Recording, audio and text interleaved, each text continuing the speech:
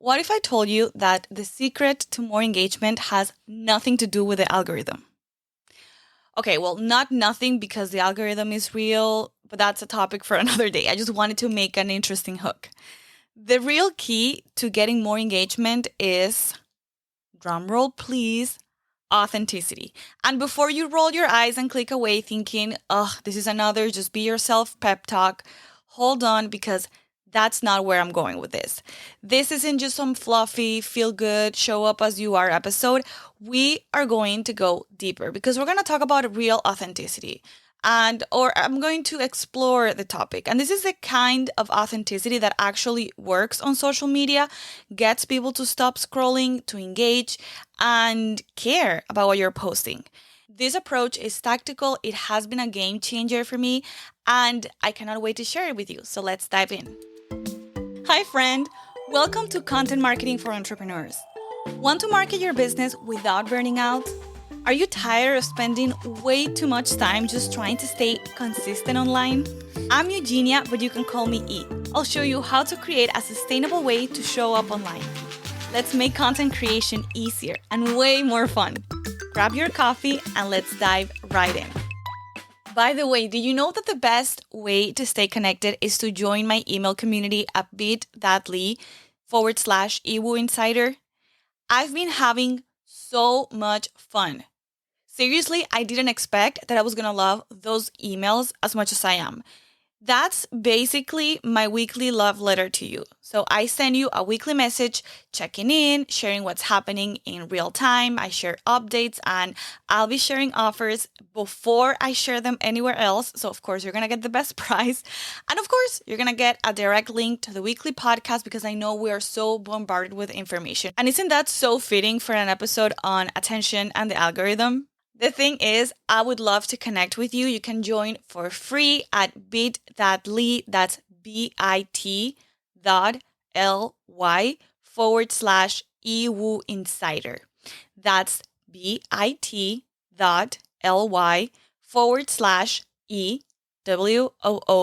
insider. I really hope to see you in the email. Growing up, I wasn't necessarily what you would call a cool kid. And I didn't care. Really, I loved reading. I loved my mom's music. I loved telenovelas. Like, I don't even know how my mom allowed me to watch from such a young age, but praise God she did because I love them. And by the way, I only had cable TV at my dad's house. So it's not like I was watching a lot of TV, regardless. But that changed around middle school because we moved, I want to say at the end of elementary, beginning of middle school, we moved to a big city that's around an hour away from the small town I grew up in. And I had such a hard time connecting with the other girls there. It was an all girls Catholic school.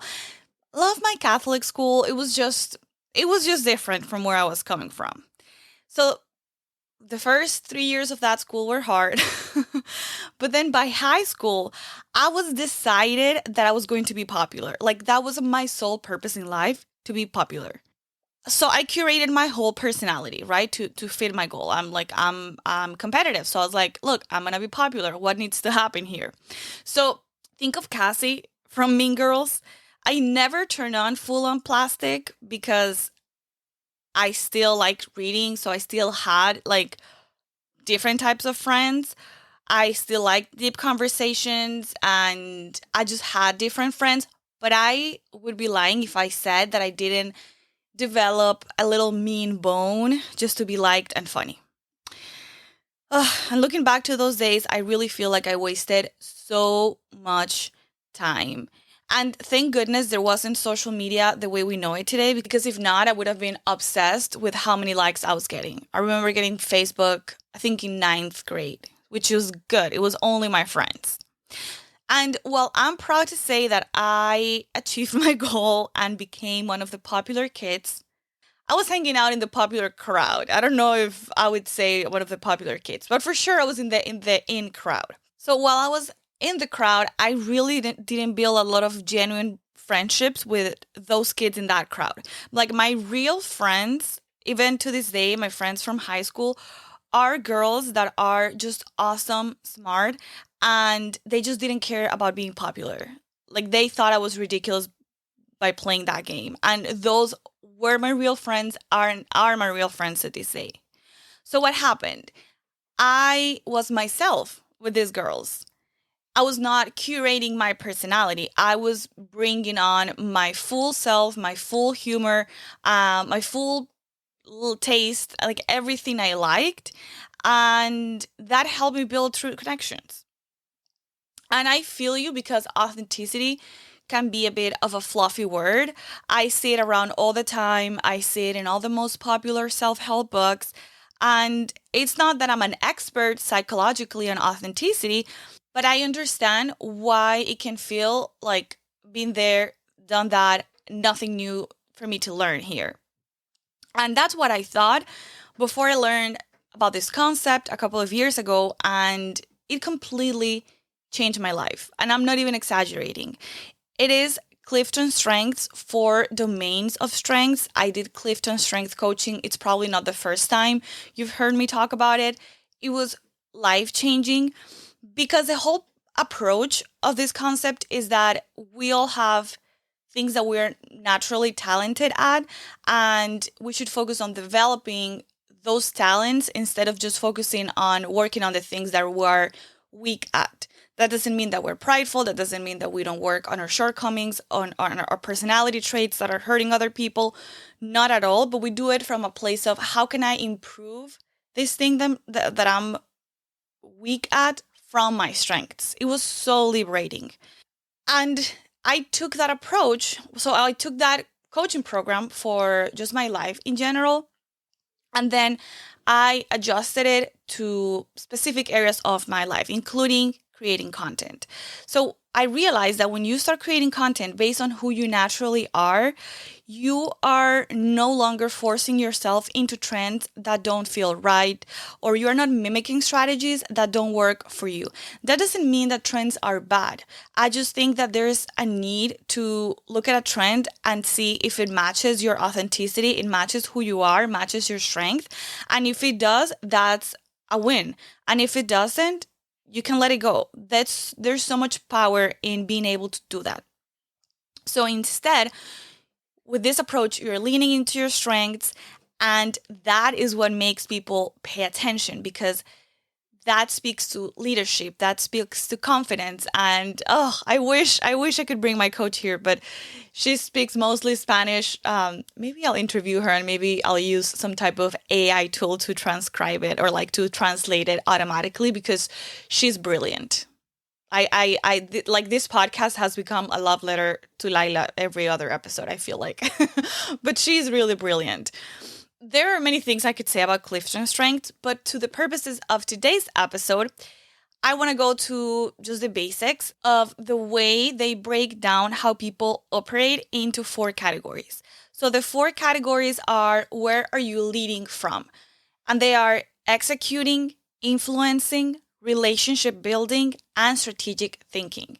That doesn't mean that if you don't lead from one of these categories, you don't have the other. And that was something I really had to learn. So in my case, I lead from relationship building. My lowest one is executing, but that doesn't mean that I'm incapable of executing. That just means that if I want to execute, I look for the strengths in the relationship building category or influencing, which are my strongest, to make things happen. Again, this is not an episode on how to use CliftonStrengths for everything in your life, but I feel like I want to make some points clear in case you run after this episode to take your test and then you're like, oh my gosh, I'm low in strategic thinking. I have no strategic thinking at all. No, that's not the case.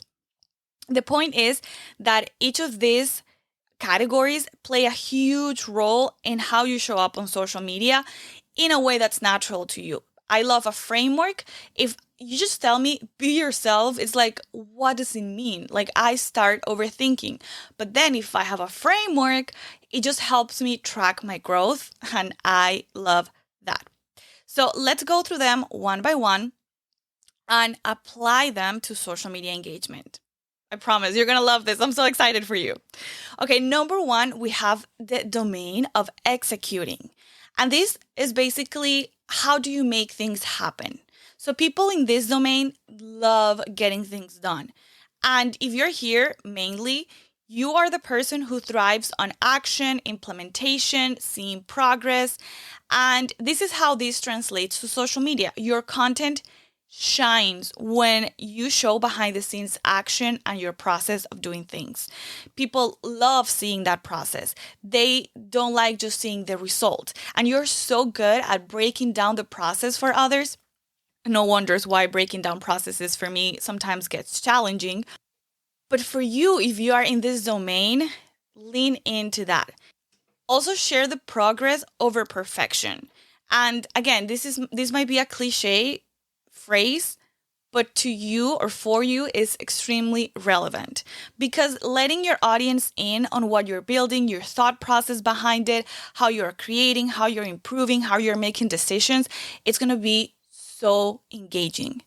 And then another engagement tip is use this like watch me work content, like time lapses, to-do list, check-ins, transformation posts, like anything that shows your process and how you're executing. And that's going to be such a low lift for you. I think that's also important. And another benefit of authenticity that I didn't mention before is that when you are stepping into your authenticity, not to say that you stop trying or things are not challenging at all anymore. Like, of course, there's going to be a period of adjusting to anything new that you bring into your life, but it's going to be so much more manageable and enjoyable. So this type of content is going to be really easy to incorporate in your life. If you are an executor, your social media engagement goes up when you let your people follow along with your momentum. Does that mean that everything you're going to post is this type of content? Absolutely not. But it is a great way to start incorporating some of that authenticity and bringing it into your content. Okay, the second domain is influencing. And this answers the questions, how do you influence others? Influencers, and I'm not talking about social media influencers, they thrive on leading the conversation. They speak their ideas. They inspire actions.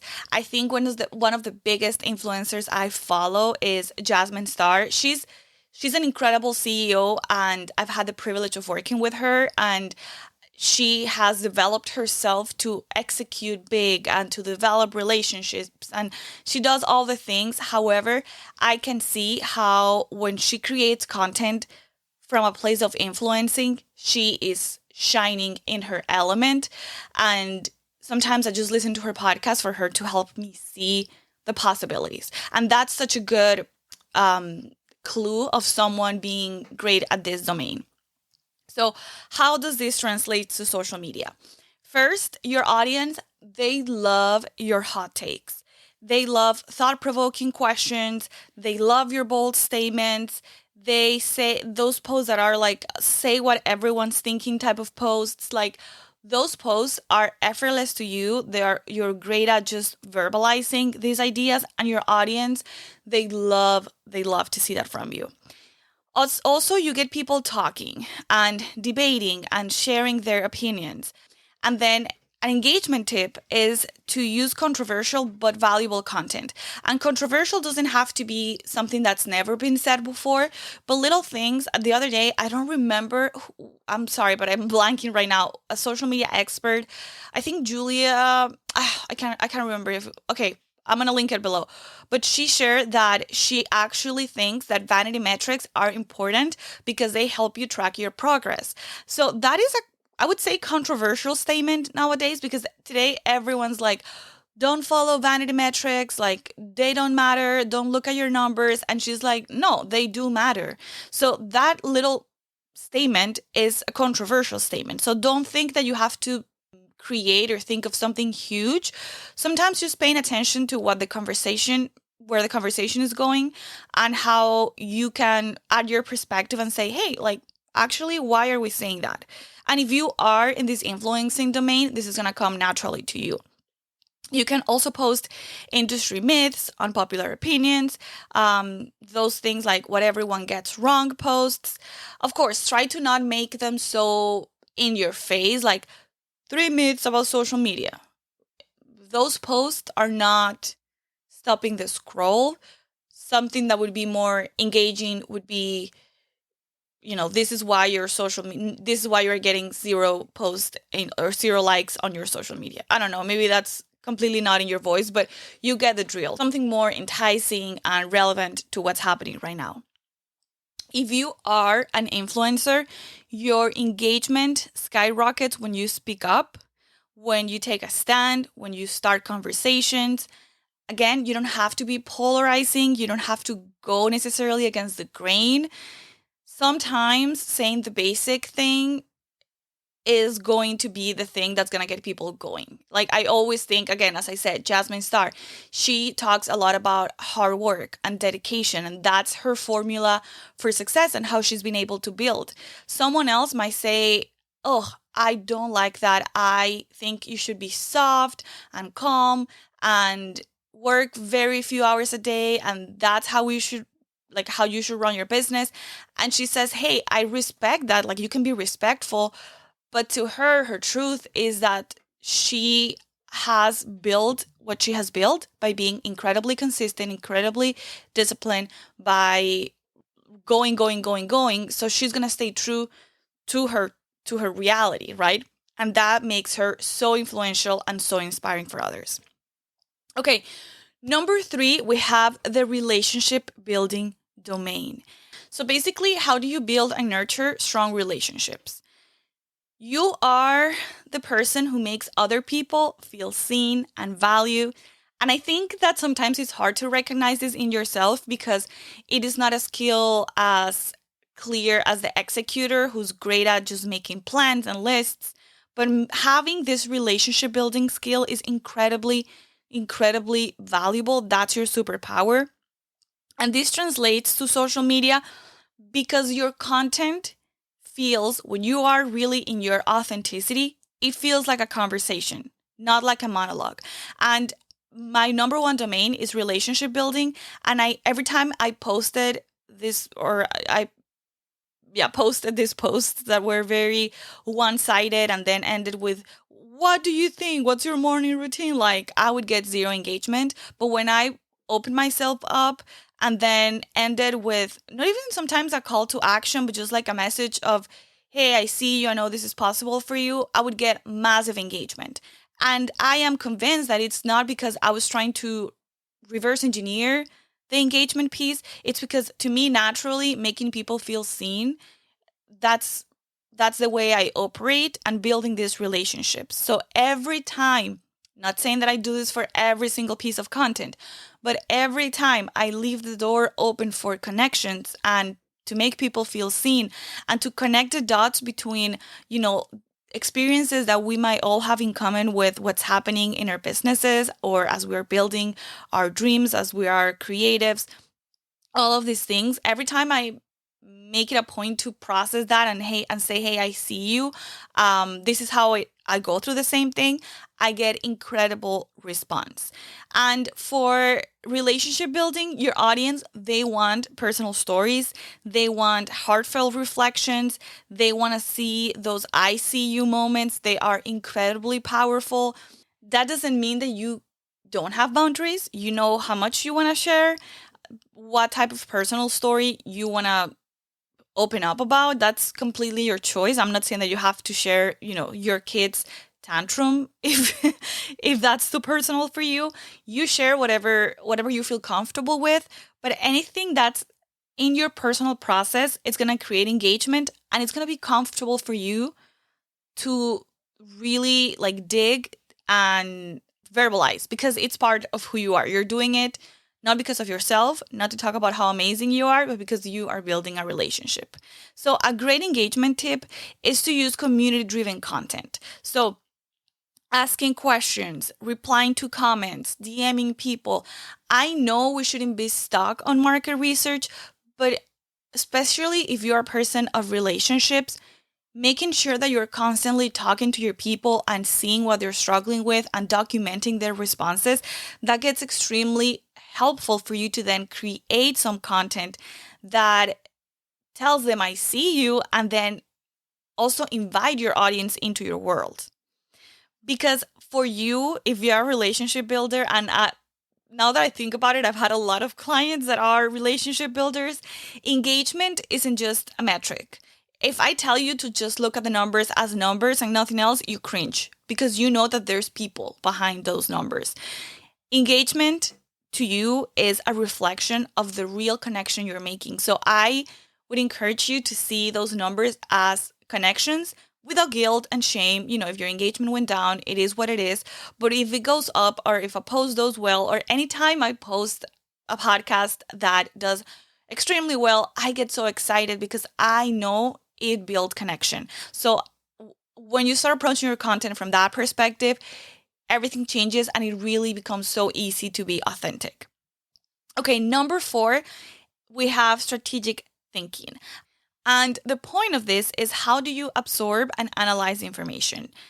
And these are the visionaries, the deep thinkers, the ones who see patterns before anyone else does. And I think my husband is here. He's not into like personality tests, so I haven't been able to convince him to take the CliftonStrengths, but I am sure that this is where he's at. And they are really just looking into the future. Again, you can have elements of different. Maybe you've resonated with a couple. Probably you've had a couple into your top 10 strengths, top 5. But usually we have a domain that's the main one. So the way this translates to social media is that for the most part, you're so good at being the educator, the one that breaks things down in a way people have never heard before. And does that mean that you are the professional, like super serious teacher? Maybe, but not necessarily. If I think about my husband, he's so good at breaking down what we did. We started an account a couple of years ago when we were living in Charlotte, and it was an account for, like, the idea was to showcase everything we were doing around the city. Of course, I was never fully committed to that. But whenever he wrote a post about, hey, we visited this restaurant, or we took this experience, he would break it down, what we did, our itinerary, what we ate, in a way that was so fun to read, so easy to replicate. He's just great at breaking down those things, even if he's not the typical teacher that's going to teach you like a philosophical concept. So the what you teach, that's a different conversation. This is just for you to start thinking, if you are this strategic thinker, how can I break things down to other people and teach things to them? This is different than the executor that teaches or shows the process. This is about showing the concept, the what, or telling a story, right? Teaching. You also create a lot of aha moments through frameworks, through deep dives, through thought leadership. Again, we can all learn from these domains, and it would be great if you could incorporate a little bit of everything in your content. But if you want to start being more authentic, leaning in to one is going to be super helpful. And this creating frameworks and doing deep dives and thought leadership is so helpful.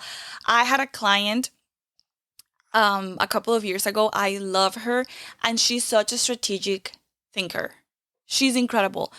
She's a person that has a framework for everything. If you ask her for advice, she'll give you a framework, and it'll be so simple and easy, and you'll be like, oh, of course, why didn't I think about this before? So an engagement tip for this domain is to use carousel posts and really long form captions. They do great because you're not filling it with fluff, like you're really packing it with value.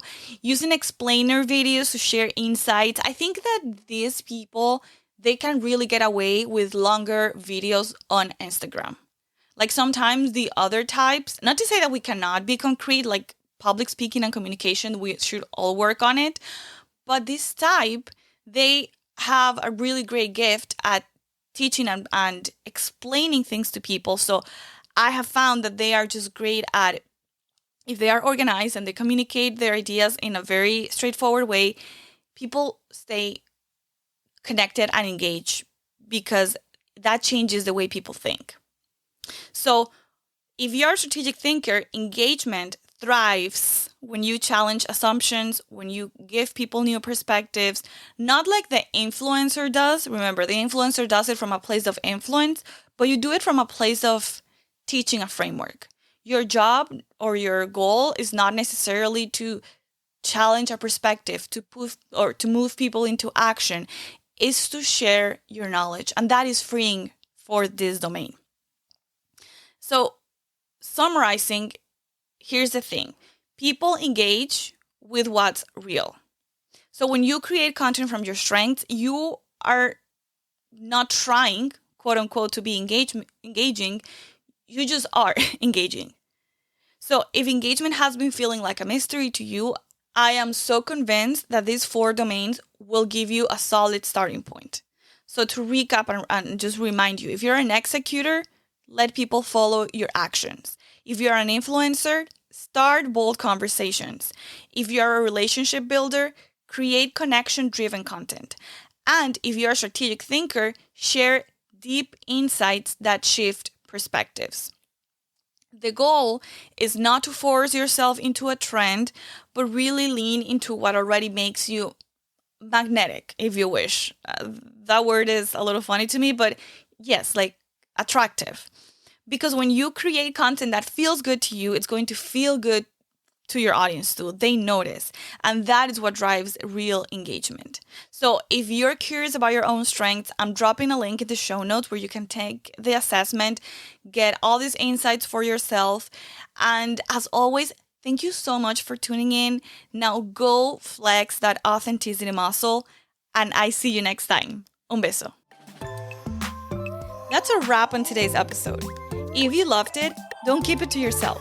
Send it to a friend who's ready to show up confidently online without the burnout.